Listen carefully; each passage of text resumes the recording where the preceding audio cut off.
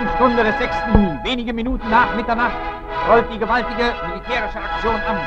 Die Flotten zweier Weltmächte sind mit Unterstützung großer Luftwaffenverbände im Anmarsch auf die europäische Westküste. Breitseiten britischer Kriegsschiffe. Das Gefecht zwischen Küstenbatterien und Schiffsartillerie ist im Gange.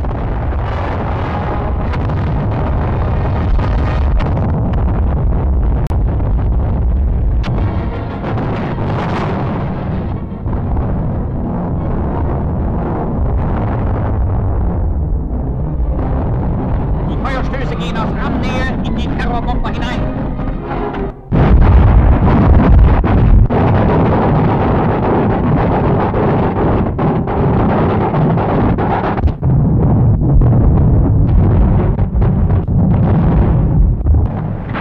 Am Morgen nach einem der schweren Bombenangriffe. Infanteristen beziehen am Stadtrand neue Stellungen. Das Panorama der heimgesuchten Stadt.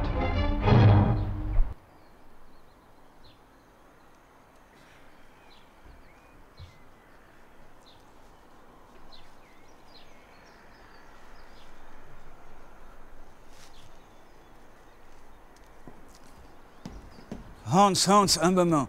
Je suis désolé pour cet incident regrettable. Nous ne savions pas que vous parliez français.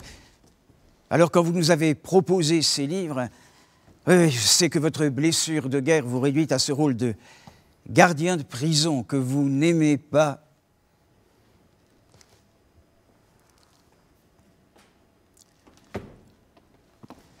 Non, Mandel, non, croyez-moi.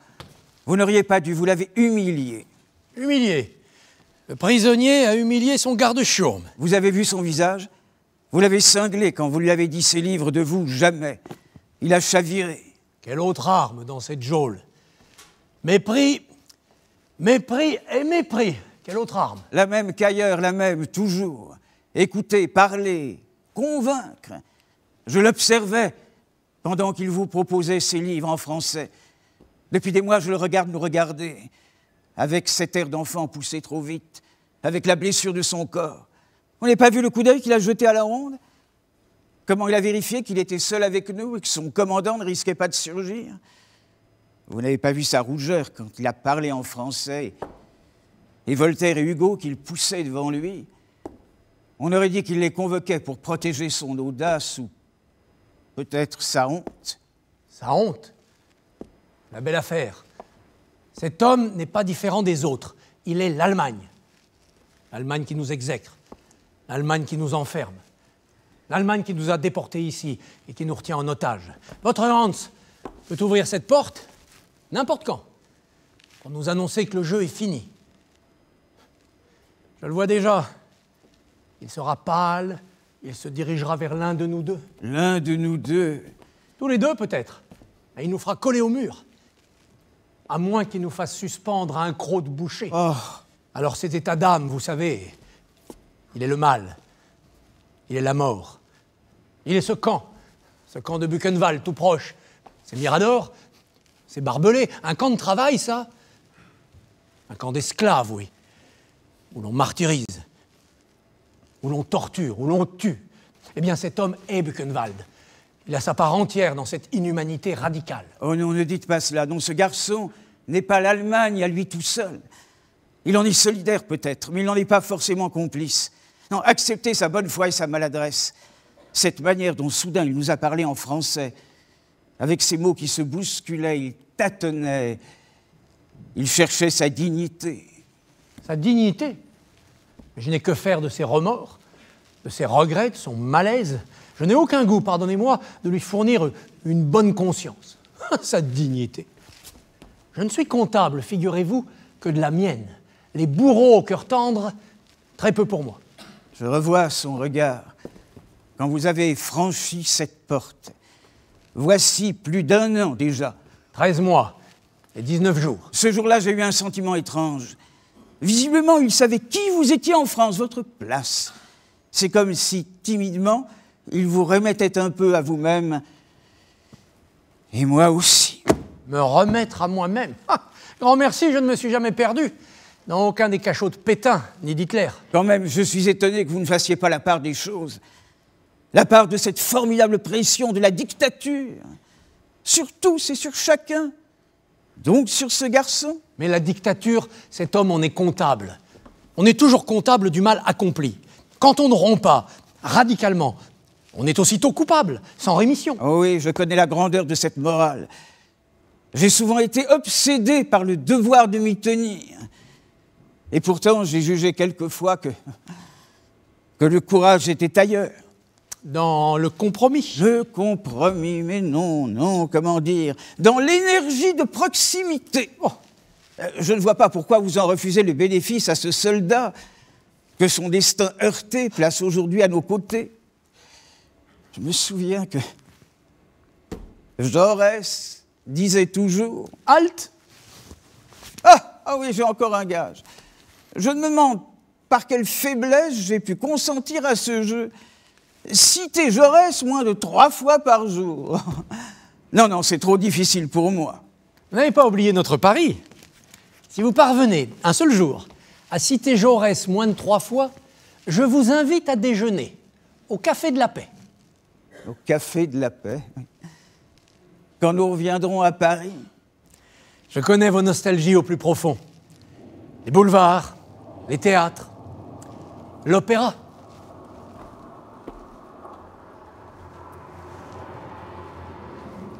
Le Café de la Paix. La dernière fois que j'y suis allé, c'était en mars 40, je crois. Ils m'ont empoisonné avec un œuf à la coque. Sous prétexte que j'étais ministre des colonies, ils devaient penser que j'aimais les œufs pourris. Ils confondaient la Chine et l'Indochine. Toute la méconnaissance française de la géographie. Ça m'a coûté 2 jours de lit, à transpirer sous mon édredon. Vous voyez qu'il m'arrive de pardonner les offenses. Non.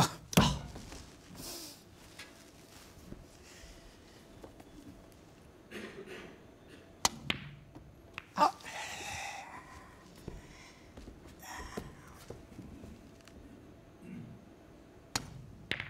Bah, avec la rouge, c'est plus facile, bien sûr.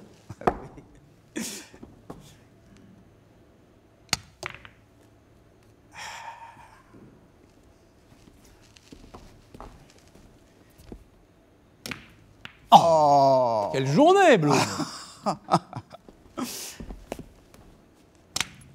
Ah bah tout de même. Tout de même. Avec votre jeu diabolique. Citer Jaurès moins de 3 fois par jour? Vous avez placé la barre trop haut. Et pourtant, voyez comme je vous passe Clémenceau. Ah, Clémenceau. J'y pense tellement plus souvent que je n'en parle. C'est d'ailleurs un hommage que je lui rends, en ne le citant pas. Je suis fidèle à son laconisme, à sa magnifique capacité d'agir. D'agir? Oui. Je sais ses coups de boutoir, ses foucades, ses emportements. Je me suis demandé parfois s'il ne confondait pas la parole avec l'action. C'est souvent la même chose. Tout dépend de la parole.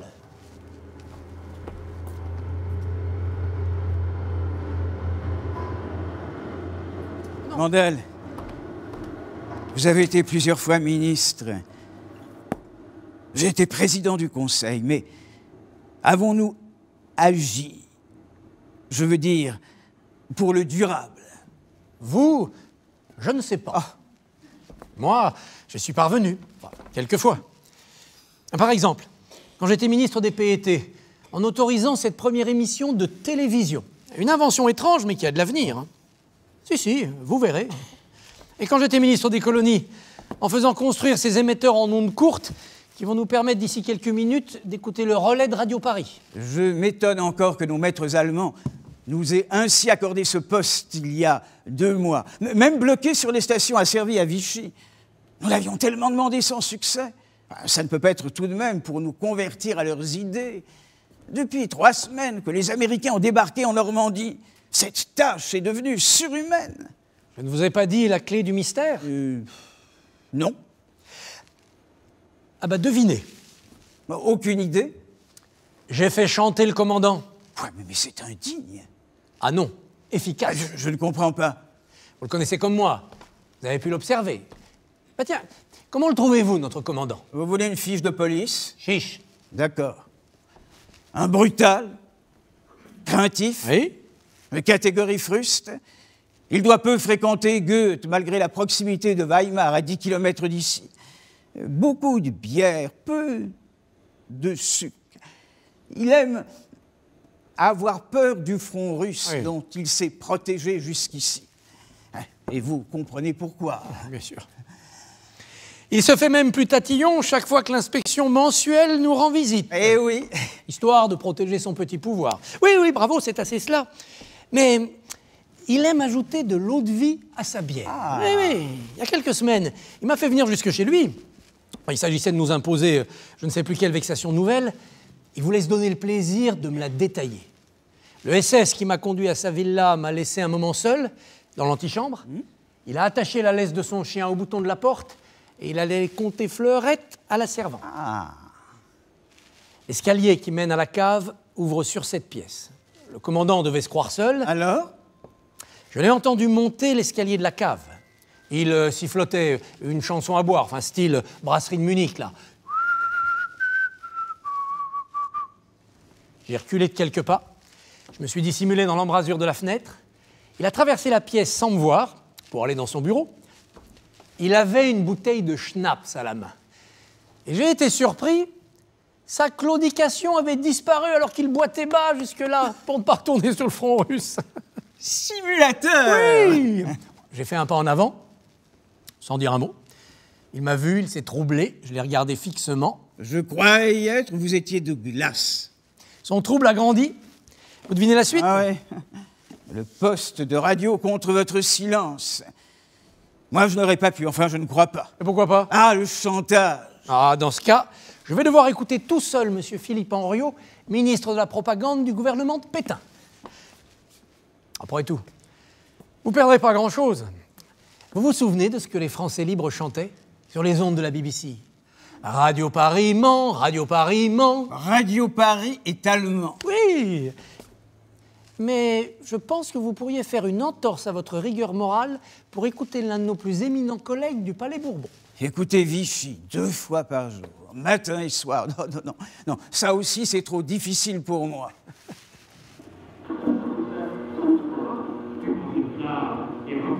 Aujourd'hui, vous avez remplacé le sultan de votre par les Espagnols, et vous avez l'avantage de rencontrer souvent des gens standards devant vous. Justement, il y a quelques instants, je viens d'apprendre encore un beau film. C'était un de mes amis. C'est un cigare. Je connaissais un de leurs modèles. Vos patriotes sont attaqués dans la nuit du 7 au 8, sans doute l'ivresse que leur causait l'annonce du débarquement et la certitude de l'arrivée imminente des libérateurs.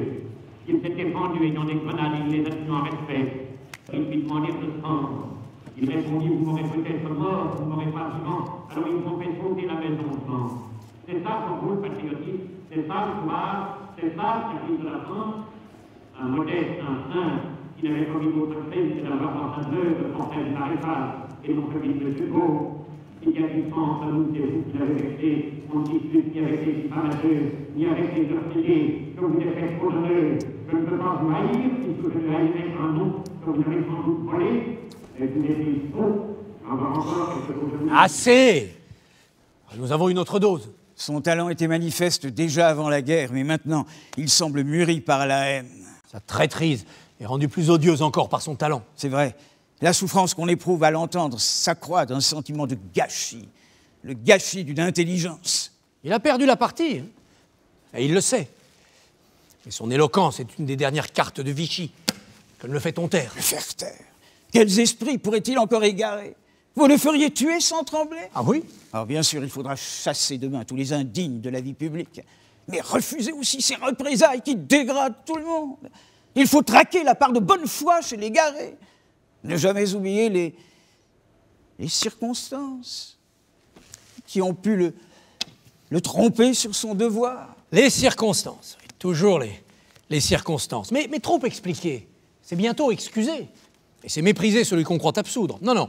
Laissez donc cela au malheureux professeur d'histoire et gardez-nous la plénitude du jugement moral, c'est-à-dire politique. Moral, c'est-à-dire politique. Ah oui, j'aime votre assimilation. Elle vous étonne? Confidentiellement, il m'est arrivé de vous croire plus cynique. Qu'est-ce que c'est?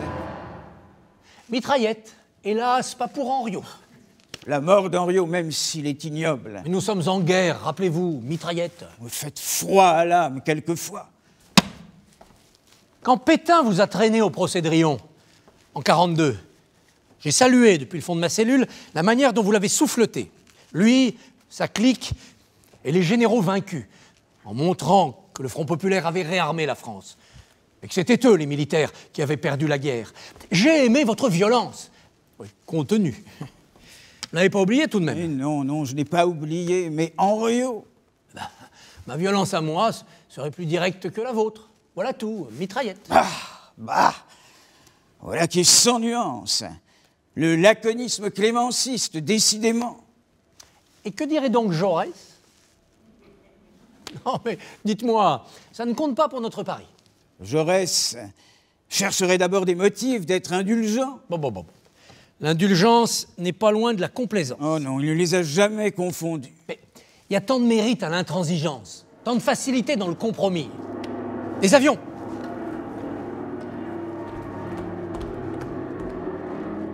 Les Alliés? Non! Les Allemands. Notre conversation me fait songer à la première fois où j'ai vu Clémenceau et Jaurès... Ah, Jaurès, cette fois ça compte. Ensemble. Il y a tout juste un demi-siècle de cela, en 1894, je crois. Vous étiez en culotte courte. Je n'ai jamais porté de culotte courte. Oui, je sais, déjà un col amidonné avec des gants de fiozelle. Moi, en tout cas, j'allais presque tous les jours au théâtre. Ce soir-là, au théâtre de l'Œuvre, chez Lugnepo. On y jouait la nouvelle pièce d'Ibsen, qui se passait dans une ville d'eau, en Norvège. Un ennemi du peuple. Vous l'avez vu? Voyons, j'avais 9 ans. Non, je ne l'ai pas vu, mais je l'ai lu plus tard pour remplacer. Alors, vous vous rappelez l'histoire? Oui. Ce médecin qui découvrait que les sources de la station thermale où il travaillait étaient polluées et que les malades en repartaient plus malades encore qu'en arrivant. Le médecin se précipitait chez le rédacteur en chef du journal de la ville et il en obtenait la promesse d'un gros titre pour le lendemain. Sur quoi, naturellement? Naturellement, les journalistes changeaient d'avis sous l'influence du préfet, des propriétaires des établissements de bains et bien sûr de l'association des commerçants. Quant au médecin, il essayait en vain de réunir des citoyens pour les entraîner. Et il en recevait des pierres. Dans cette ville d'eau, tous... Ah non, tous, sauf un ivrogne qui n'aimait pas l'eau. Tous, sauf un ivrogne, le décrétaient ennemi du peuple. Et il avait ce commentaire: il ne faut jamais mettre son meilleur pantalon quand on va défendre la liberté et la vérité devant le peuple. Juste sentence. Eh bien, je me rappelle avoir assisté, au moment de l'entracte, dans le foyer, à une discussion entre Clémenceau et Jaurès. Et Jaurès. Une discussion magnifique, passionnée. Ce qui était en cause, c'était précisément la question des vertus de l'intransigeance et des mérites du compromis. Peu à peu, on a fait cercle autour d'eux.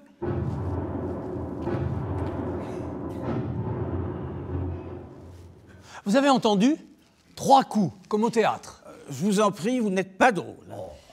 Je m'étais mis un peu en retrait, appuyé contre une colonne. La calvitie de Clémenceau reflétait la lumière du gaz. J'observais comment son éloquence se nourrissait d'un contraste étrange entre le coupant de ses propos et la chaleur qui les inspirait. Une chaleur qui débordait ses ironies. Il était bref dans ses phrases et dans ses gestes. Oui, toujours. Avec une sorte de ton que je n'ai connu qu'à lui. Mais en même temps, il y avait quelque chose de méprisant dans les formules qu'il jetait en avant. Du mépris. Oh oui, il le dispensait généreusement. Il faut dire que les motifs de le distribuer lui ont rarement manqué. Mais à l'adresse de Jaurès, jamais. Je peux en témoigner. Plutôt un mélange de condescendance et de considération cachée. Ce soir-là, tous ceux qui étaient présents ont eu le sentiment d'un moment exceptionnel. L'a-t-il été pour Clémenceau? Je n'en suis pas sûr. Je ne sais pas ce qu'il éprouvait au fond. Mais Jaurès, en tout cas, rayonnait du plaisir de cet échange avec cette manière unique qu'il avait de se saisir de l'interlocuteur, comme si lui seul existait, de l'envelopper de sa rhétorique. Le rhéteur contre le bretteur. Tout de même, ces deux hommes, quel face à face. Je pense que c'est d'abord le ton de cet échange qui en a imprimé la trace dans ma mémoire. Chez tous les deux, le narcissisme s'effaçait devant une formidable envie de convaincre. Mais tout est dans votre regard. Le mien n'est pas le même.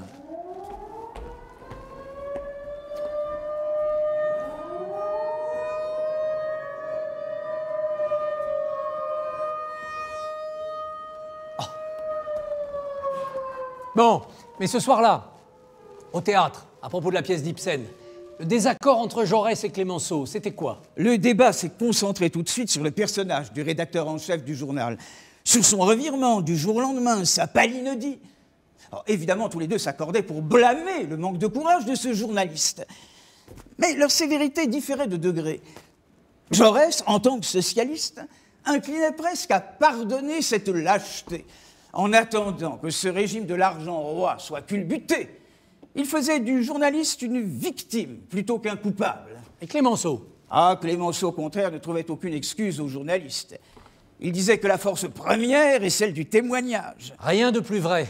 Et que répondait donc votre Jaurès? Il a pris une position moins solennelle que Clémenceau, et que vous-même ce soir. Une position qui m'a paru plus juste. Il a demandé à quoi servirait un journal qu'on ne lirait plus s'il prenait l'opinion à contre-courant en détruisant la réputation de la ville. Aucun lecteur à persuader puisqu'on n'en aurait plus. Il y a toujours quelqu'un à persuader. Un lecteur ou un auditeur. Dans leur controverse, Jaurès... Halte! Jaurès, 3 fois, j'ai gagné! Jaurès, devant Clémenceau, pensait au fond, comme Paul Valéry, que l'homme seul est en mauvaise compagnie. Mais non, voyons, ce n'est qu'un mot. Mais c'est donc Valéry au fronton du Trocadéro. L'homme seul est le plus libre. Au contraire. Surtout quand il s'agit de dire non, et en prenant tous les risques. Je ne veux pas être aussi péremptoire, et je ne le peux pas. Il faut se méfier dans l'action de la jouissance âcre, d'être seul contre tous. Seul d'abord, mais souvent prophète pour la suite. Tiens, voyez ce personnage que nous avons rallié tous les deux, séparément, depuis le fond de nos cachots. Moi presque aussitôt, vous plus tard. Un délai qui parle, peut-être. Vous pensez à un militaire?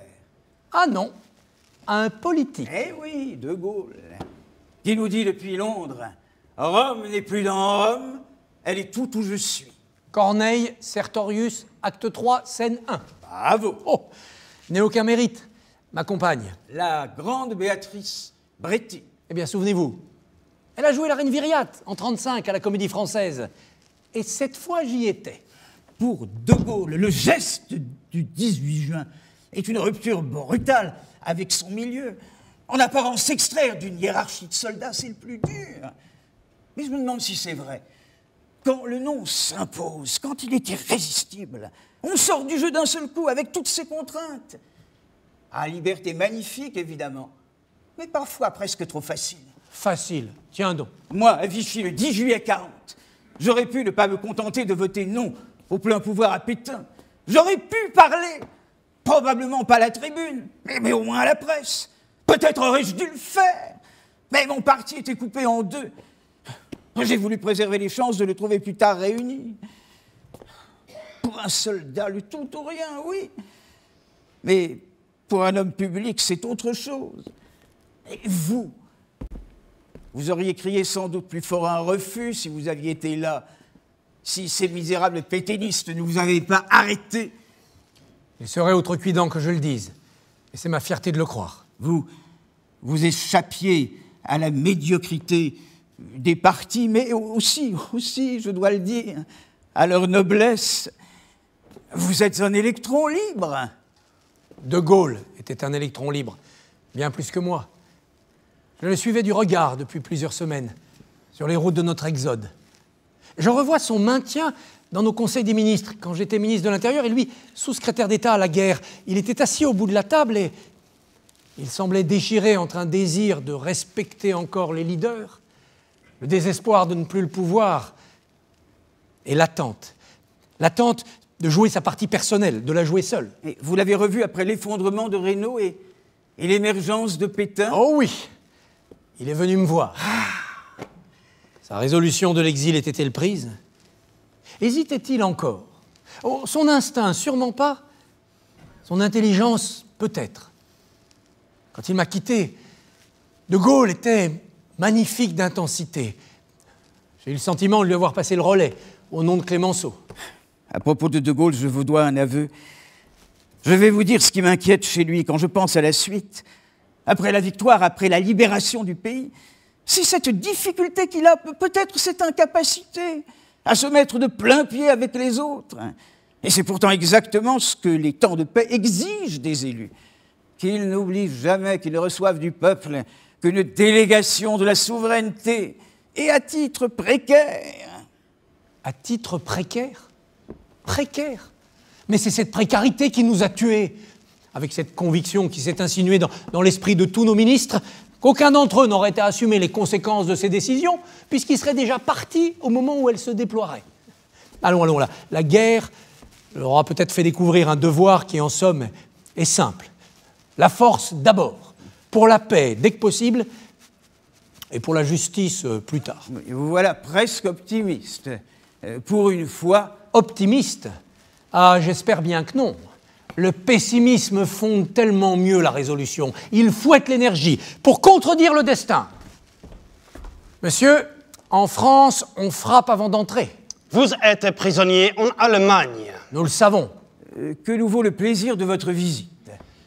Il paraît que nos chefs ont reçu de nouvelles instructions. Lesquelles? De nous tenir prêts en cas d'attentat à livrer nos otages pour exécution à titre des représailles. Mais c'est odieux. Mais efficace. Selon vous, combien sommes-nous à être retenus dans cette cage dorée? Une cinquantaine de dignitaires, je crois, venus de tous les pays d'Europe. Et installés dans des appartements séparés, aménagés dans l'ancien pavillon de chasse d'Himmler. Mais tout cela, nous le savons déjà. Il y a très peu de Français parmi vos prisonniers, n'est-ce pas? Je ne suis pas autorisé à vous le dire. Bien sûr. Donc en cas d'attentat en France, nous serons tout en haut de la liste, en première ligne. La guerre touche à sa fin. Ils n'oseront pas. Je les crois capables de tout, même du pire.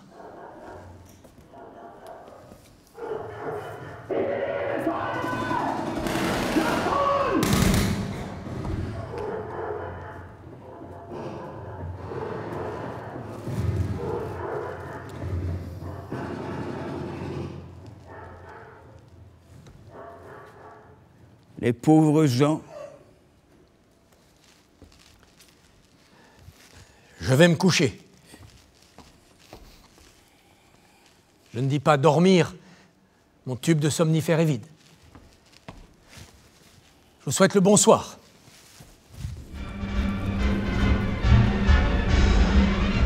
Français, voici les nouvelles de nos travailleurs qui vivent aujourd'hui en Allemagne.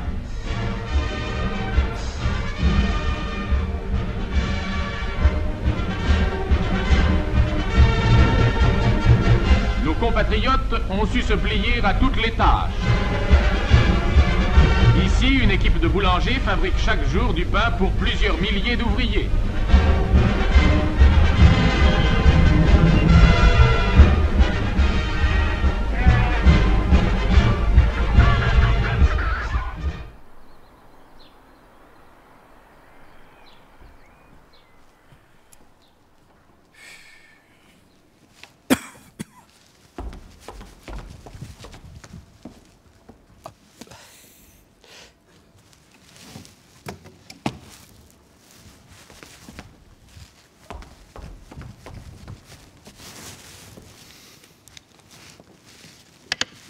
Bonjour, Mandel. Bonjour.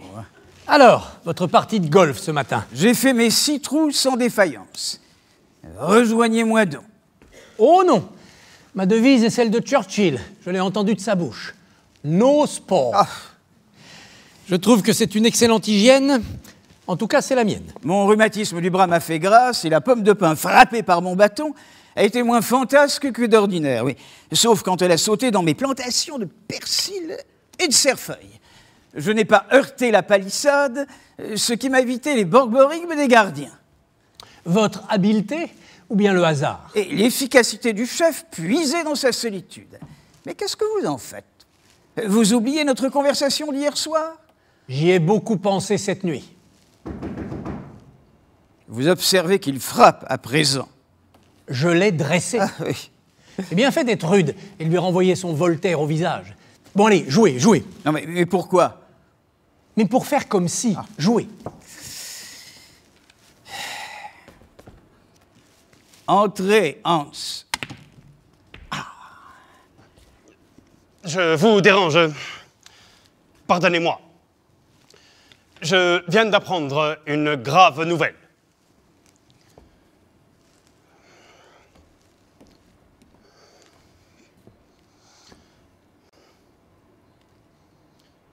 Monsieur Philippe Henriot, ministre français de l'Information, a été lâchement assassiné ce matin, à l'aube, à Paris, par des terroristes dont l'appartement qu'il occupait. Les meurtriers n'ont pas été retrouvés pour l'instant, mais la police a confiance dans leur arrestation prochaine. Philippe Henriot, mitraillette. Votre vœu est exaucé. Si vite. Je dirais même exécuté. Oui, chez les anciens, on aurait dit que vous avez la pensée magique. Si j'avais ce pouvoir, j'aurais visé plus haut. Non, attendez, je vous prie. Je voudrais connaître votre réaction personnelle. Qu'attendez-vous de moi? Disons de la franchise. Quel commentaire fait-on autour de vous parmi vos camarades? Que le Führer doit n'être pas content. Quelle surprise! Mais il a bien d'autres chiens à fouetter ces temps-ci. On dit chat. Was? On dit d'autres chats à fouetter. Sa colère peut trouver d'autres victimes. D'autres que qui? D'autres que vous deux, Monsieur le Président. On dit pourtant que le Führer n'a plus aucune raison de satisfaire votre maréchal. Il ne le trouve pas assez zélé. Notre maréchal pas assez zélé. Allons, nous verrons bien. Si vous apprenez quelque chose de nouveau, vous aurez peut-être l'obligeance personnelle de nous en faire part.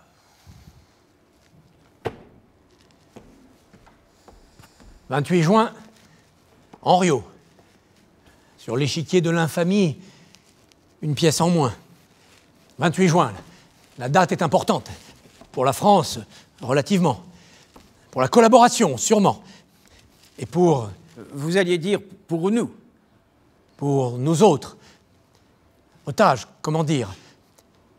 Mauvaise impression. Voyons, raisonnons de sang-froid. Hitler sait qu'il a besoin de nous comme monnaie d'échange. Nous avons passé indemne l'époque où il croyait encore l'emporter. À présent, nous lui sommes devenus plus utiles. Et puis, croyons en ce garçon. Hitler ne doit plus se soucier de plaire à Vichy. Mais pas non plus de lui déplaire, à l'heure où nous sommes. Non, ce pauvre Hans est aveugle devant l'événement. Exactement comme nous.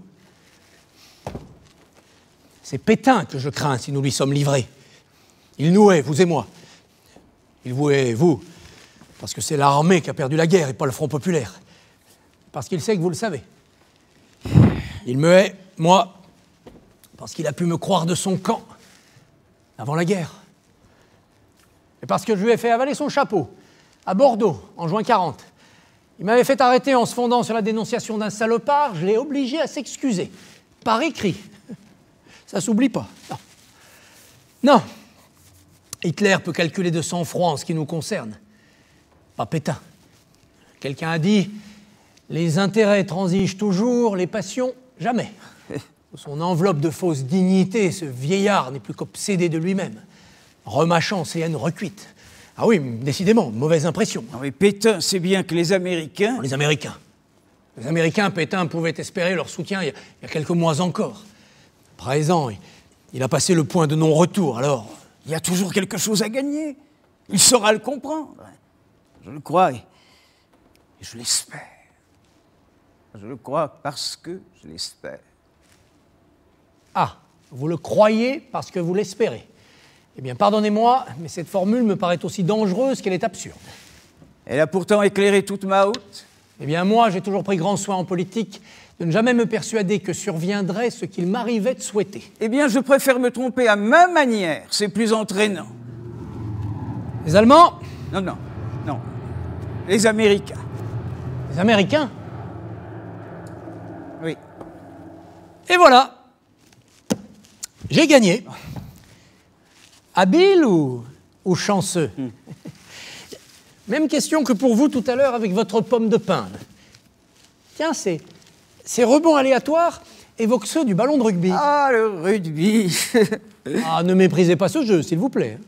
Non, ce qui m'intéresse, moi, dans le rugby, c'est la dialectique de l'individuel et du collectif. Et plus encore, les rapports entre le hasard et la volonté. Détermination du coup de pied, incertitude du rebond, à cause du ballon ovale. Et quoi qu'il advienne, ne jamais se rebeller contre ce qui ne dépend pas de soi, mais seulement de la fortune adverse, comme en politique. Me permettez-vous la franchise d'une inquiétude? Je vous en prie. Voilà bien des mois que nous conversons. Il m'est arrivé souvent de me demander si, au fond, vous n'aimiez pas plus dans l'action la joie du mouvement, plutôt que l'accomplissement du but.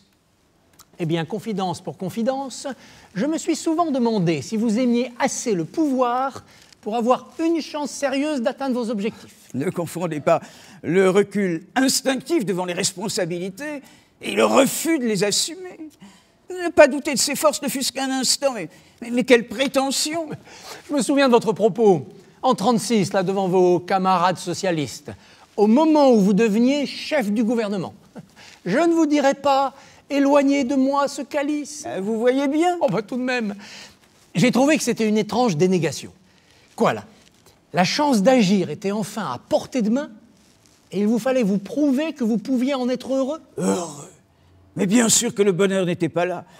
À peine quelque chose comme une satisfaction angoissée. Oh, d'ailleurs, l'allégresse aurait été plus qu'incongrue, malvenue, inquiétante, et en somme condamnable. Je n'imagine pas, sans sourire, Clémenceau parler de calice à propos du pouvoir offert. En 1906, quand il a été ministre de l'Intérieur puis président du Conseil, c'était une revanche. En 17, un effrayant devoir, mais chaque fois un élan vital. Cette énergie-là est bien proche du cynisme, et c'est dangereux. Mais pas plus que lui, je ne suis cynique, je suis réaliste. Le réalisme n'est odieux que s'il ne sert pas l'intérêt général. Quand le réalisme s'efface, les paroles sont creuses et les efforts sont vains.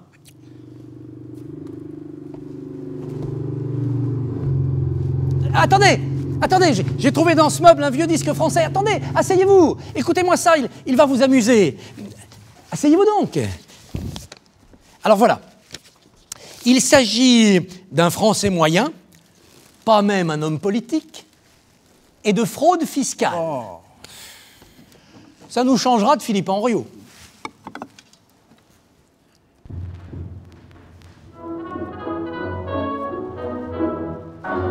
En vérité, la probité n'est pas chose très courante. Bien qu'on soit très honnête et très droit, bien souvent malgré soi, il faut que l'on mente. Allez, au percepteur, sur son honneur, on doit déclarer ses rentes. En est-il beaucoup, soit dit entre nous, qui déclarent tout? Il serait fou. C'est dégoûtant mais nécessaire. On ne peut pas être sincère. Il faut être un petit peu faussaire, masquer et truquer pour ne pas traquer. Mandel, s'il vous plaît. Ah, Cette vulgarité me blesse. Oh. Ce n'est pas notre peuple. c'est que l'État, c'est nous. On s'en fout. Ah, c'est dégoûtant mais nécessaire.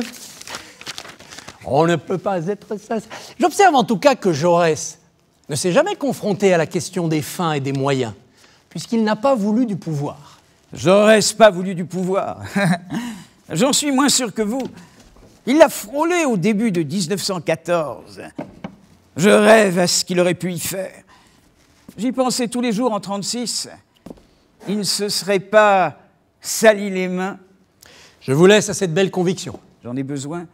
Elle est au cœur de l'idée que je me fais de la gauche et du socialisme. Même à Moscou. Oh, Moscou! C'est la preuve à contrario. Les dévoiements d'une idée par des passions égarées ne suffisent pas à la disqualifier. À inquiéter sur ses ressorts, tout de même. Et angoisse, parfois. Vigilance, toujours. Quand je suis arrivé au congrès de Tours en 1920, je n'ai dit que cela, au fond. Mais je l'ai dit. Oui, je me souviens. Les brebis égarées pour lesquelles vous gardiez la vieille maison. Staline est un despote sanglant. Ce sont des brebis perdues, irrécupérables. Elles ne sont jamais revenues, n'est-ce pas, dans la vieille maison. Je ne leur fermerai jamais la porte. Et l'Humanité, votre journal, fondé par Jean Jaurès, détourné par les communistes, depuis 20 ans, chaque jour que Karl Marx fait. Une douleur. Un scandale. Une attente aussi. Quand je pense que pendant ce temps, vous et vos amis, vous vous permettiez d'exclure Clémenceau de votre gauche aux mains pures. Non, ce que vous ne lui avez pas pardonné, c'est d'avoir fait respecter l'ordre républicain. Ah, quand on parle des moyens, il ne faut pas confondre un professeur avec un homme d'État. Main blanche contre main sale. Il m'est arrivé, je le reconnais, de faire subir quelques entorses à la vertu, pour servir l'intérêt général. Clémenceau fermait les yeux souvent, pas toujours. Il était beaucoup plus réticent qu'on ne l'a dit envers les procédés de basse police. Même pour le maintien de l'ordre contre les ouvriers, l'homme de gauche, alors franchement... Il a été rugueux. Rugueux, cette formule tout de même. Quand il a envoyé la troupe contre les ouvriers en grève en 1906 et 1907. Je suis le premier flic de France. Mais il s'agissait d'une rigueur proclamée, affichée, républicaine. Jamais chez Clémenceau de procédé oblique. Vous n'aimiez donc pas les fiches de police, Mandel? Je vous parle de Clémenceau. Je n'ai manqué dans les tribunes du Palais Bourbon en 1906 et 1907 aucun des échanges où Jaurès l'a affronté. Moi non plus. Je n'oublierai jamais le jour où Clémenceau s'est moqué de Jaurès, en l'accusant de détruire ou son de salir, en inventant une société rêvée, tous l'effort séculaire des hommes, depuis les cavernes vers une vie meilleure. Cette attaque m'a paru injuste et presque absurde. Eh bien moi, je l'ai relu 2 fois, ce dialogue, dans les pages du journal officiel. La première fois en 1938, au moment des procès de Moscou. Ah, je me suis dit que décidément, les beaux systèmes rêvés débouchent généralement sur l'enfer. Je leur préfère le pas à pas de Clémenceau, où chacun reste responsable de lui-même. Mais non, toute grande réforme, toute grande œuvre suppose, en même temps que la foi dans l'individu, la transformation du milieu où il doit agir. Et votre deuxième lecture, vous l'avez faite quand? Quand je suis arrivé au ministère de l'Intérieur, en mai 40, juste avant la débâcle. Un soir, très tard, place Beauvau, la lumière était blafarde. Eh bien, cette lecture a raffermi ma résolution. En réaffirmant le fait que Clémenceau voulait réprimer les grèves dans le sang. En vérifiant que le désordre opprime d'abord le faible. Il l'opprime directement et il le trahit aussi, en affaiblissant la République, qui ne peut le protéger que si elle est résolue. Non, je n'ai jamais vu, j'en suis désolé, les privilèges reculer sans quelque désordre. Alors l'ordre à tout prix... L'ordre. C'est le problème avec lui, il sert à tout. C'est pas une raison pour le haïr, comme vous le faites, là, vous et les vôtres. Mandel, vous êtes offensant, pourtant de militants magnifiques. Vous vous obstinez décidément à assimiler la gauche à l'impuissance. Ah, mais mon combat a longtemps consisté à protéger la gauche contre cette impuissance même. Et j'ai détesté d'avoir à le faire. Quelle forfanterie! Mais surtout, quelle gageure! Oui, c'est ainsi qu'armé d'une telle ambition, le principal collaborateur du Tigre, un certain Georges Mandel, s'est retrouvé en 1935 ministre dans un gouvernement présidé par Pierre Laval, ce futur collabo. Alors, je vous en prie, ne soyez pas anachronique. Ah, je vous en prie, ne soyez pas aveugle. La vie des hommes n'est pas colorée rétrospectivement par la fin de l'histoire. Il existe pourtant des dérives entamées de longue main. Et aussi d'étranges têtes à queue. Car il se trouve que Laval, en 17-18, m'avait aidé à assurer à Clémenceau le soutien discret des socialistes. Car Laval était alors socialiste, comme vous-même, Monsieur le Président. Je vous concède que le de Laval de 1935 n'était pas tout à fait le triste cire d'aujourd'hui, mais il n'était plus le jeune député socialiste, propulsé 20 ans plus tôt à la Chambre par ses plaidoiries en faveur des militants persécutés. Et qui était-il alors en 1935? Le chef enrichi de toutes les forces qui s'arc-boutent contre les générosités sociales. Les banques, les industriels, les armateurs, les journaux à grand tirage. En somme, de tous ces maîtres de la France égoïste, j'ai été, si je vous comprends bien, le valet. Mais non. Non, mais le valet est pire que le maître. Mais non, Mandel, je ne dis pas cela. Il me semble qu'il vaut mieux que nous en restions là. Je vous souhaite bien le bonjour.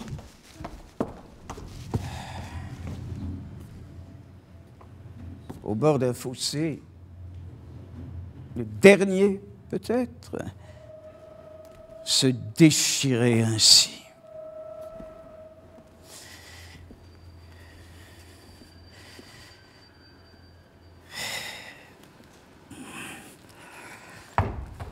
mais mon vieux, mais je n'ai pas voulu. Et moi, vous croyez que j'ai aimé être rejeté vers cette droite-là, telle qu'elle était après la victoire de 18 ?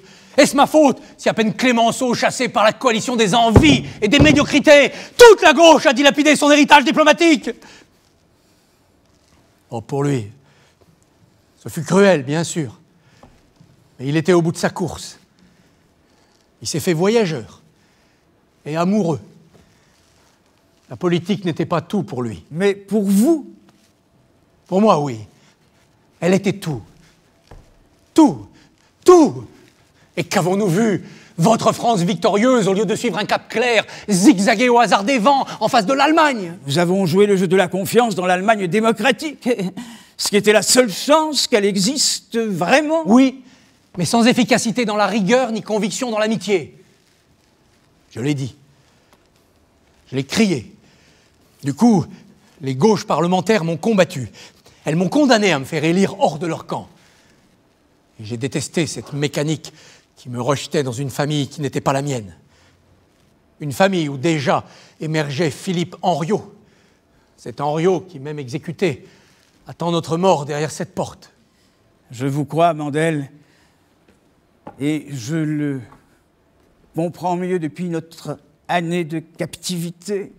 Vous n'imaginez pas d'ailleurs que personne à droite ait oublié que Clémenceau avait défendu Dreyfus et que, comme vous, j'étais juif. Dreyfus. Ah oui, Dreyfus. Dans les moments plus tard, Jaurès se sentait révolté par certaines brutalités de Clémenceau. Il n'a jamais oublié qu'ils avaient combattu dans le même camp à cette époque-là. Souvenez-vous de Clémenceau, le jour de la victoire, le 11 novembre au Parlement. La France, hier soldat de Dieu, aujourd'hui soldat de l'humanité, sera toujours le soldat de l'idéal. Éloquence, un peu boursouflée. Faites la part des circonstances. Non, l'essentiel est dit. La nation n'a de sens, de grandeur, que si elle peut dans ses combats témoigner pour l'humanité tout entière. D'ailleurs, c'est pour cela que Clémenceau a tellement combattu la colonisation. Il y avait trop de forfanterie chez les Blancs à ses yeux. Pas assez de cœur. Oui, ça a dû être un peu gênant pour vous quand vous étiez chargé des colonies en 38-39, non? Les colonies étaient alors une donnée provisoire. Non, la nation n'est grande que par l'universel. L'internationalisme. La mort des patries? Bien sûr que non, leur surplomb. Jaurès rêvait tout simplement de surélever à hauteur du monde entier le règne du droit, qui était en train de s'affirmer à l'intérieur des nations occidentales. Un droit fondé sur le respect social et moral de tous. Progrès en marche rapide, visiblement, si j'en juge par ce gracieux décor, et par notre situation présente, sur laquelle pèse, vous l'admettrez, quelque incertitude. N'ironisez pas trop. L'avenir paraît très court, infiniment court. Nous ne toucherons pas à la terre promise, mais aiguillons nos boussoles. Qu'est-ce que c'est? Quelques années avant la guerre, ma chère Bretty m'a emmené visiter le monastère d'Echternach. Ah, Echternach. Au Luxembourg. Nous profitions des loisirs forcés que nous avait fourni votre regrettable victoire aux élections de 36. Ah oui, je me félicite d'avoir ainsi contribué à parfaire votre culture catholique. Bretty voulait élargir mon horizon. Elle me trouvait trop concentrée sur les statistiques électorales, les mémoires d'hommes d'État et les pages du journal officiel. À Echternach, j'ai appris que chaque année, depuis le Moyen-Âge, les pèlerins s'y rendaient en faisant un pas en arrière après 2 pas en avant. Le cortège s'en trouvait beaucoup ralenti. Mais finalement, il atteignait son but. Ah, belle métaphore de la prudence en politique.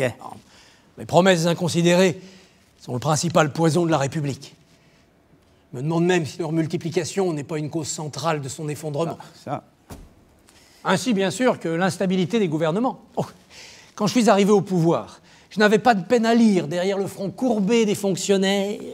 J'en ai tant vu des ministres derrière ton bureau. Des grands, des petits, des gros, des maigres, des pâles et des rougeaux. J'en ai tant vu qu'après peu de temps, je les ai plus vus. Alors tu peux toujours causer. Je trouve curieux que vous disiez ça, vous, tel que vous êtes. L'autorité, vous l'aviez. Bon. Chez les socialistes, nous vous accusions plutôt d'autoritarisme. Fallait bien que je compense, en parlant fort, la certitude qu'on avait dans les bureaux que je n'étais que de passage. Et comment pouviez-vous vous empêcher de donner de l'espoir? Je me souviens de vos gestes spectaculaires en tant que ministre. Quand vous êtes arrivé au PTT en 1934, vous aviez fait un éclat dans un bureau de poste trop nonchalant. Vous étiez resté anonyme d'abord. Eh oui, et puis vous aviez révélé qui vous étiez pour faire tomber la foudre. J'avais demandé, je me souviens, le 7 à Saint-Tropez. C'était le numéro de... C'était un numéro pris au hasard. Mais oui. La demoiselle derrière la vitre m'a enjoint de patienter un instant, puis elle a continué de se repeindre les ongles en commentant avec sa voisine le dernier film de Greta Garbo. De temps en temps, elle jetait un coup d'œil vers moi, sans paraître me voir, je me sentais transparent. Finalement, elle m'a dit que, puisqu'il était 14h45, le bureau de Saint-Tropez serait sûrement fermé. Je n'avais qu'à revenir le lendemain. C'est alors que je me suis nommé. Stupéfaction et branle-bas de combat. Chez Mussolini, ça se traduit par panico générale. Oui. Naturellement, il y avait un journaliste qui passait par là par hasard. Naturellement. J'ai demandé à voir le directeur du bureau de poste. Il n'est arrivé qu'après un long déjeuner, café, pouce-café. Il a tenté de charger la malheureuse préposée. Il était misérable. Je l'ai révoqué sur le champ. Oui, et naturellement, ce journaliste... Il a rapporté les faits précisément le lendemain matin. Quel scandale! Et j'avais atteint mon but. Les fonctionnaires se sont ressaisis. On dirait que j'ai laissé retomber mon enthousiasme en férocité. Mais il ne faut pas confondre la férocité et l'autorité. Ah, la férocité et l'autorité. Oui. Mais ce n'était pas le système qui était responsable, mais lui, l'individu. L'individu libre, avec les choix de sa liberté. De la générosité. Je me souviens qu'à l'époque, en lisant cette histoire dans les gazettes, oui, avec quelques autres de la même farine, il m'est souvent arrivé de me demander si vous ne preniez pas un plaisir un peu malsain à ces actes discrétionnaires. Du plaisir? Oui, je crois. Ah. Bien sûr du plaisir, mais un plaisir embué de chagrin. Certains soirs, je me demandais même si ces actions symboliques dont je faisais répandre le bruit n'étaient pas en réalité l'ultime recours de mon impuissance. Une gesticulation? Un pis-aller. Et dans la meilleure des hypothèses, l'occasion d'améliorer quelque chose, peut-être. Bousculé, humilié. Le prix est lourd et je me demande s'il faut le payer. Non, sûrement pas. On peut faire obéir les hommes sans les humilier, j'en suis sûr. Quand je suis arrivé à Matignon en 1936, j'étais presque obsédé par certains regards. Ceux qui étaient en même temps servis et fuyants. Les rouges accédaient au pouvoir, le pire était possible. Aux yeux de ces gens-là, cet événement épouvantable justifiait toutes les contorsions. Bah, ce n'est pas facile, même pour les chefs les plus lucides, de distinguer entre la connivence affectueuse qui se crée avec une équipe et la complaisance d'un entourage. Et puis on reçoit tant de coups quand on est à la proue du navire qu'on a peut-être droit à quelque tendresse indulgente quand le soir s'avance avant les angoisses de la nuit. La tendresse, l'indulgence. Oh, je connais bien ces mots-là et je ne les aime pas.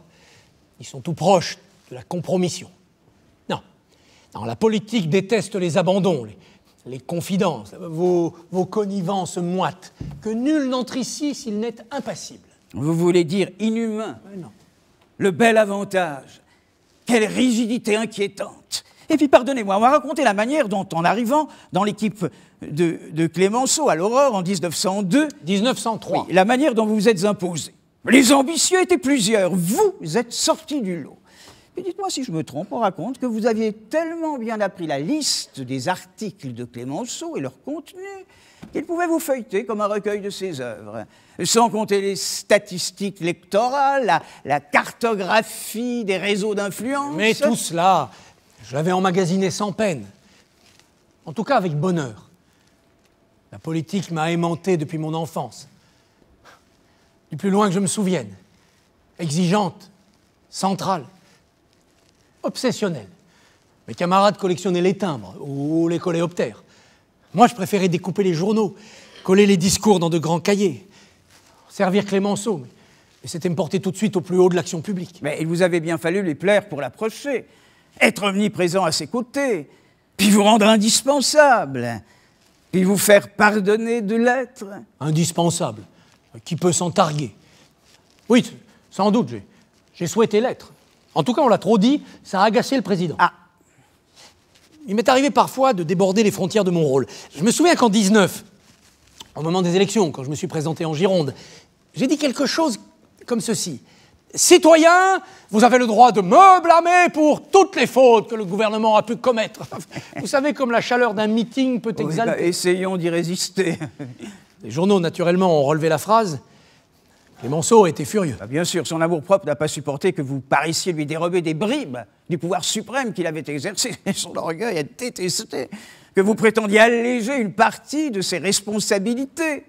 Quand je l'ai retrouvé à Paris un peu plus tard, il a soulevé sa calotte et il m'a dit ironiquement « Je salue bien bas, monsieur le président du Conseil ». Puis il m'a flanqué à la porte. Ce fut une douleur horrible. Je la ressens encore chaque fois que j'y pense. Mais il avait raison.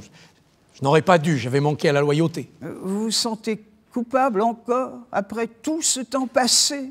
À la fin, je n'en pouvais plus de cette servitude. Volontaire. Je crois tout de même qu'il m'a aimé. Ah. Après sa mort, dans l'un des bouquins écrits par son secrétaire, je suis tombé sur cette phrase. « Les Juifs vont-ils au paradis? Ça m'embêterait d'être séparé de Mandel. » Je n'ai pas lu. Je crois que j'ai éprouvé le maximum de bonheur dont je sois capable. Mais oui, il vous aimait. Il n'y a jamais de tendresse chez lui sans une boutade bourrue. Hans, mais que vous arrive-t-il? Mais qu'est-ce que c'est que cette tenue? Non. Alors, mon ami...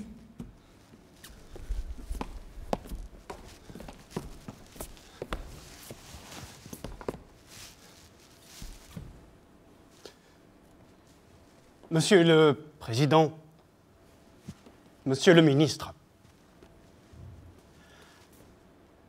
Oui? Non, je n'ai pas le droit de vous le dire. Allons, mais courage!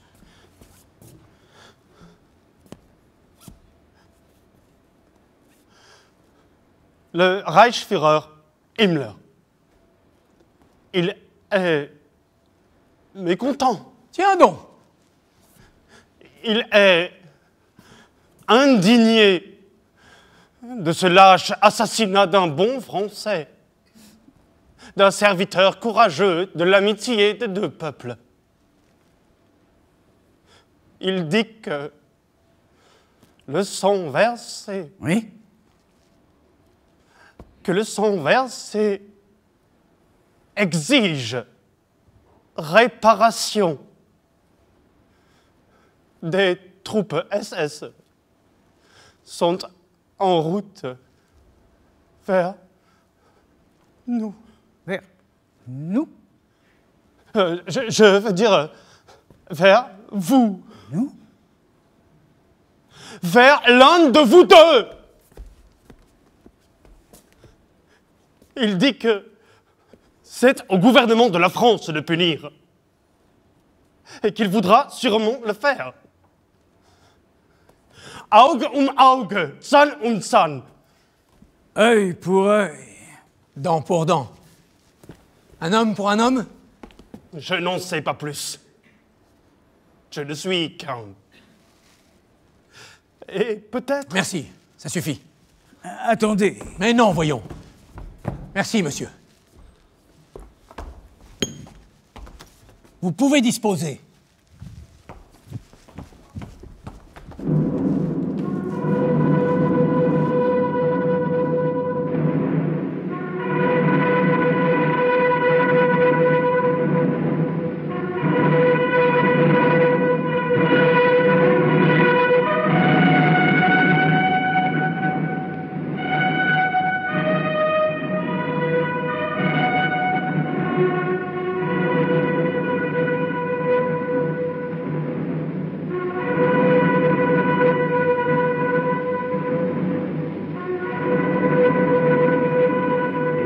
communion de tous, dans le souvenir de celui qui est mort au service de la France et qui est regretté de l'Europe entière. Philippe Henriot n'est plus, mais sa foi demeure vivante en nous. Ses paroles retentissent à jamais dans nos cœurs, et par-delà l'écho des chants sacrés et des grandes orgues, il semble que nous entendions encore sa voix ardente.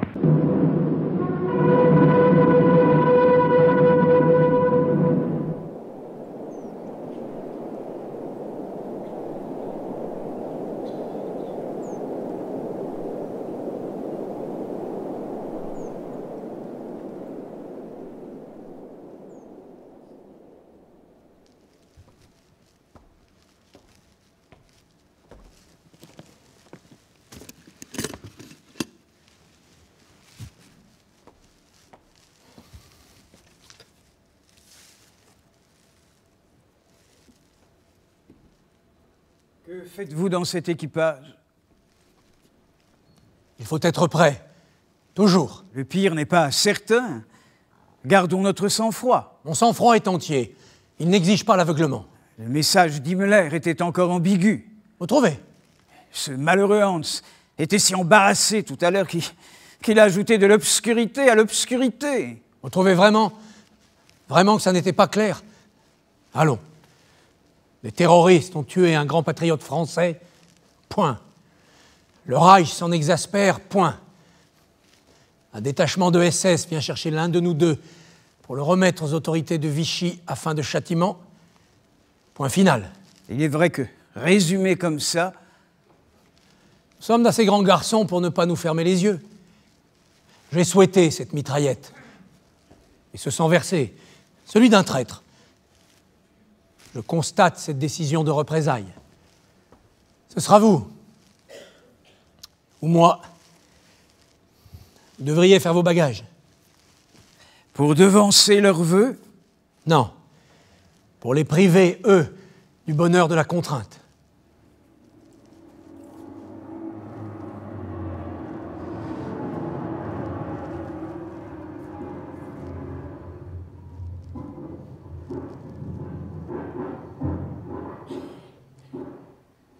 J'entends déjà tomber avec des chocs funèbres. Le bois retentissant sur le pavé des cours. Baudelaire. Essayons de voir si la radio nous apprend quelque chose.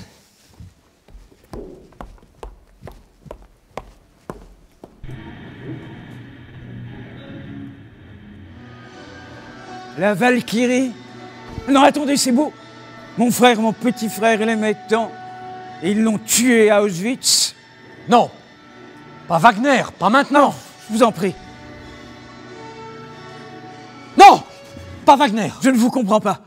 La beauté n'est pas nazie. Tout n'est pas politique. Tout est politique. Ici, aujourd'hui en tout cas, tout est politique. Choisissons plutôt. À quoi bon? Il faudrait le champ du départ et il n'est pas là.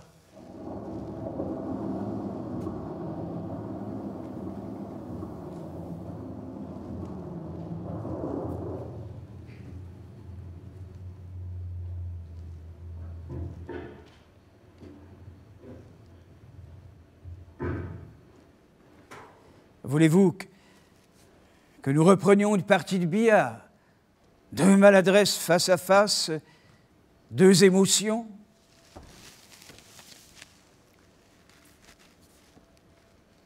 Non. Pardonnez-moi, je ne pourrais pas. Trop futile aujourd'hui? Non, ce n'est pas ça. C'est autre chose. Quoi donc? Je n'ai pas le goût de mimer un affrontement avec vous. Ah. Il y a un an, en arrivant, je nous croyais plus loin l'un de l'autre que... Politiquement? Oui, enfin, c'est-à-dire humainement. La gauche et la droite? Non. Non, c'est trop simple. Puis la droite est ailleurs. Elle n'aime pas la République. Oh, elle s'y est convertie tout de même, pour une part, par vagues successives. Pour le billard, il y a une autre raison. Je crois qu'en cet instant, je n'ai pas envie de consentir à la boule cette part de hasard que ma maladresse lui concède généralement aux dépens de ma volonté. Décidément, mon cher, vous avez le billard bien abstrait. Aimez-vous le poker? Ah, bigre non, tromperie, bluff et appât du gain. Ah, moi, j'y ai appris beaucoup autrefois. Et quoi donc? J'ai appris ce qu'un esprit clair et aventureux peut imposer à la fortune contraire, dans un environnement hostile. Bah tiens, quand vous étiez au pouvoir en juillet 1936 et que la guerre d'Espagne a surgi inopinément, la pratique du poker aurait pu vous être utile. Oui. Eh bien, je me demande encore si je n'aurais pas pu forcer le destin en juillet, aussitôt après le pronunciamento de Franco, pour aider les républicains espagnols autrement que par des aides quasi clandestines en argent, matériel, en avions. Les aides qui sont apparues comme des alibis pour votre impuissance, forcément. Comme un concentré d'honneur et de honte. Étrange mélange, étrange alchimie. Avec le recul, on ne peut guère douter qu'une intervention aurait été dans l'intérêt de la France, enfin, sur le long terme. Ah, sur le long terme, peut-être. Mais à court terme, un désastre. C'est la certitude qui chaque fois s'impose à moi. Aussitôt que le jour se lève et qu'il chasse les obsessions de la nuit. En juillet 1936, les radicaux et Daladier ne m'auraient pas soutenu. Et si j'avais décidé l'intervention en Espagne, mais mon gouvernement aurait éclaté. Ah, moi, évidemment, j'aurais eu bonne conscience et belle âme. Mais l'impuissance aurait été la même, et les réformes sociales compromises. Il aurait été impossible, vous en êtes vraiment sûr, de convaincre les radicaux? Mais je le crois. Et de toute façon, les Anglais n'auraient pas suivi. À Londres, les milieux dirigeants étaient encore loin à l'époque d'avoir découvert que Hitler n'était pas un gentleman.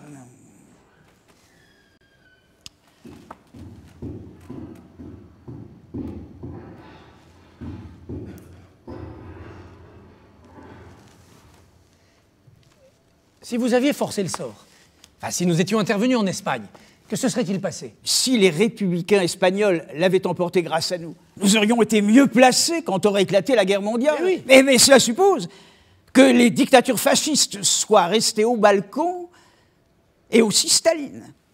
Invraisemblable. Non, les despotes ne pouvaient pas se permettre de rester passifs, ni au-dedans, au regard de la machine de leur pouvoir, ni au-dehors, aux yeux de leurs vassaux et de leurs protégés. Par conséquent, la guerre aurait éclaté plus tôt, oui. Les antagonistes, eux et nous, étant moins réarmés, mais l'Angleterre restant spectatrice, et à plus forte raison les États-Unis, l'issue s'annonçait sombre. Allons. Vous avez droit à votre sérénité de l'aube. Qui n'étouffe jamais complètement, et vous le savez bien, les doutes de la nuit. Ne vous plaignez pas. Je trouve bien pire le souvenir des moments où, seul, en face de soi-même, on a pu choisir sans entrave, sans carcan, et où on s'est trompé de chemin. Un choix n'est jamais abstrait. Il est toujours engoncé dans les circonstances. Elles ont bon dos, les circonstances. La seule chose qui compte, c'est le oui ou le non face à soi-même. Savez-vous bien pourquoi je suis ici, à tourner dans cette cage, à attendre? L'effondrement de la Troisième République? La barbarie du nazisme? L'ignominie de Pétain? Bien sûr, bien sûr. Mais pourquoi ont-ils pu me saisir au collet en ce mois de juin 40 où tout s'est joué en quelques jours? Pourquoi ne suis-je pas parti pour l'Angleterre? Pendant ces quelques semaines, j'ai toujours été à contretemps. À Bordeaux, par 2 fois, j'ai refusé de prendre un avion qu'on me proposait pour Londres. Ah bah tiens, celui-là même qui a pris De Gaulle. Par 2 fois. J'étais encore aveugle sur Pétain et sa clique. Je pensais qu'il continuerait la guerre en Afrique du Nord. Ma place était là-bas, plutôt qu'en territoire étranger. D'où le Massilia? Oui. En montant sur ce bateau pour l'Algérie, que Pétain a fait détourner vers le Maroc, j'ai pensé échapper aux Allemands. En réalité, il a été ma première prison. C'est là que nous avons appris l'acte infâme. L'armistice. La patrie sacrifiée à l'ordre nouveau. Nous sommes arrivés au Maroc. Les jeux étaient faits. 3 jours. 3 jours d'un retard fatal sur les événements. Oh, Churchill m'a envoyé 2 collaborateurs pour me chercher. Ils se sont posés en hydravion, sur un lac, à contretemps, toujours. Le résident général se dérobait, l'intérimaire faisait du zèle, ils m'ont éloigné au large pour empêcher tout contact, jusqu'à mon arrestation. Je suis resté, parce que j'avais pensé, on n'emporte pas la patrie à la semelle de ses souliers. Ah, J'en veux à Danton pour cette formule. Danton parlait des émigrés du temps où la République était à Paris. En 40, elle n'y était plus. Je n'ai pas accommodé, comme dit mon oculiste. Est-ce seulement Danton? Plus encore Drummond, n'est-ce pas? Drummond qui écrit La France juive. Moi aussi, j'ai choisi de rester. Mandel, la France me manque. Elle me manque affreusement. La France tout entière, mais Paris surtout, je crois. Et cet endroit où mon île Saint-Louis, depuis ses quais, regarde Notre-Dame. Du côté de son chevet, un peu penché comme il convient pour voir la beauté en relief. La dernière fois, des enfants jouaient dans le square. Revoir la France. Eh bien, demain, une chance sur deux. Ce que j'aime tellement chez Jaurès, c'était, entre tant d'autres traits, c'était un amour charnel pour la France, sa langue, ses paysages, son peuple. Même son accent témoignait. J'y aimais le soleil. Amour charnel? Un mot à la Barrès? Oui, je l'emploie exprès. Jaurès avait ancré en lui, justement, les mots que paresse nous interdisait d'éprouver. Nous, les socialistes, ou bien... Nous, les internationalistes, évidemment, mais surtout, puisque vous y songez, nous, les Juifs, je repense à votre angoisse de Bordeaux, à la mienne, à Vichy. Quel triomphe de la haine s'il est parvenu à instiller en nous deux, en vous et en moi, la crainte de ne pas paraître des patriotes, avec sans cesse nos preuves à donner, nos papiers à sortir, nos surenchères à afficher. Cette haine-là, il est horrible de penser qu'elle a pu peser sur nos âmes.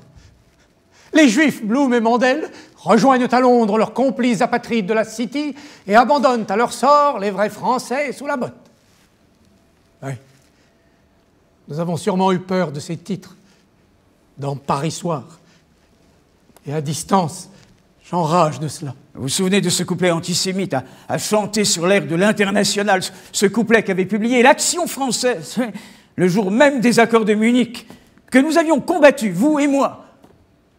S'ils s'obstinent, ces cannibales, à faire de nous des héros, il faut que nos premières balles soient pour Mandel, Blum et Reynaud. En somme, nous avions des excuses quand le doute a surgi en nous. Et je ne cherche pas d'excuses. Je cherche des explications. Si j'ai tant aimé la République, c'est parce qu'elle nous donnait notre brevet individuel de français. Un révolutionnaire le disait en 89. Nous accorderons tout aux Juifs en tant que citoyens, rien en tant que nation. Citoyens français, je ne voulais que cela, mais complètement cela. Longtemps, ça a été mon credo. À présent, il m'arrive de retrouver sous le fouet de la haine la solidarité d'un peuple martyrisé. Non, pas vous. C'est exactement le piège qu'on nous tend. Il n'y a pas de communauté juive.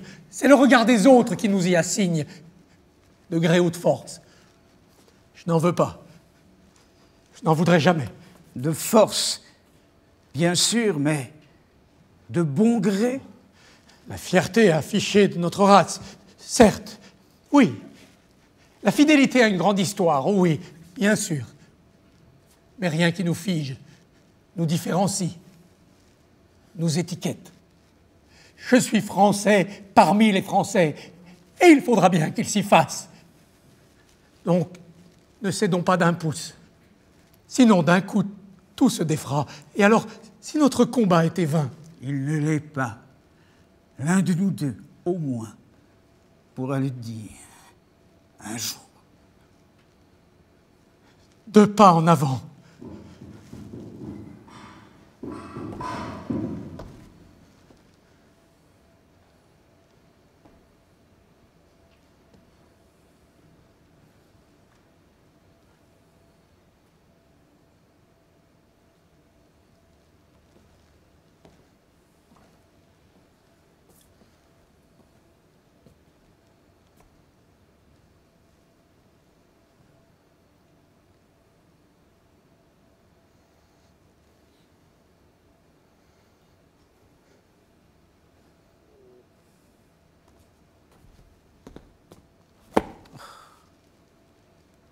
Ah.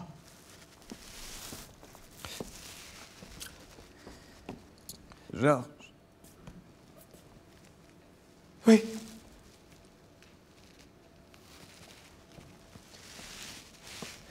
Vous raconterez, n'est-ce pas? Vous êtes le seul témoin, à moins que mon martyr. Adieu.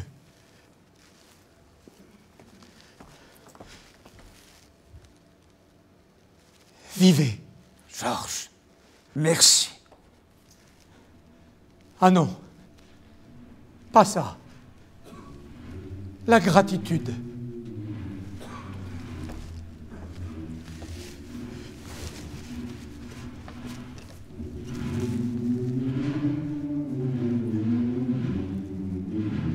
J'aurais tant voulu. Merci.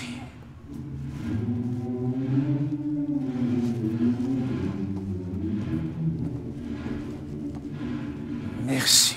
Amis entendu